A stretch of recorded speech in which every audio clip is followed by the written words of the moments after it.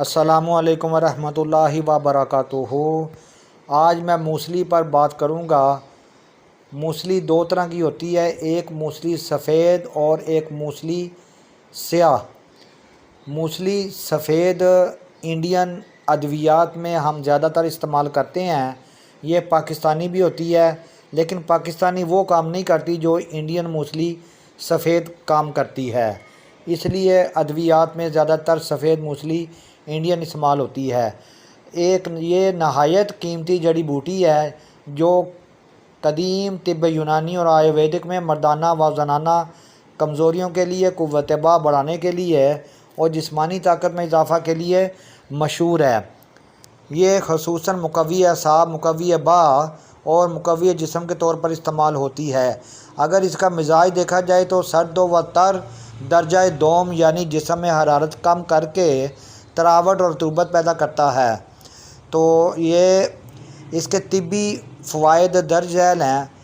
قوت باہ میں اضافہ کرتی ہے، مادہ تولید کو گاڑھا اور صحت مند بناتی ہے، جریان احتلام اور صورت انزال میں بہت مفید ہے، جسمانی کمزوری اور نکاہت میں بہترین مقوی ہے، طویل بیماری کے بعد صحت بحال کرنے میں مدد دیتی ہے، اعصابی کمزوری اور دماغی تھکن دور کرتی ہے، اعصاب کو سکون اور توانائی دیتی ہے، زنانہ امراض میں فائدہ مند ہے، لیکوریا یعنی سفید پانی میں بہت مفید ہے، رحم کو طاقت دیتی ہے اور ہارمونی توازن قائم کرنے میں مددگار ثابت ہوتی ہے، خشکی اور حرارت کے امراض میں مثلاً گرمی کے جوش، پیشاب کی جلن کو کم کرتی ہے، جسم کو ہلکی سی تری اور فرحت دیتی ہے۔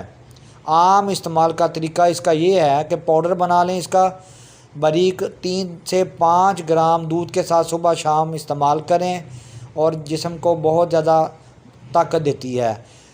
دوسرا طریقہ موسلی سفید 1 سے 2 چمچ دودھ میں ڈال کر اس کی کھیر تیار کر لیں، 40 دن استعمال کریں، پھر کبھی طاقت کی دوائی کی ضرورت نہیں رہے گی اور وائف سے وہ کبھی بندہ ہار نہیں پائے گا۔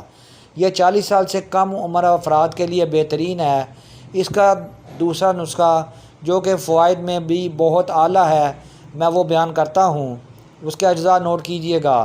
موسلی سفید 50 گرام، یہ انڈین لینی ہے، موسلی سفید انڈین 50 گرام، عقر کرہ 10 گرام اصلی والا، دودھ بکری تازہ حسب ضرورت، شہد خالص 100 گرام، زعفران 1 گرام، کشتہ صدف یا کشتہ کلی استعمال کریں۔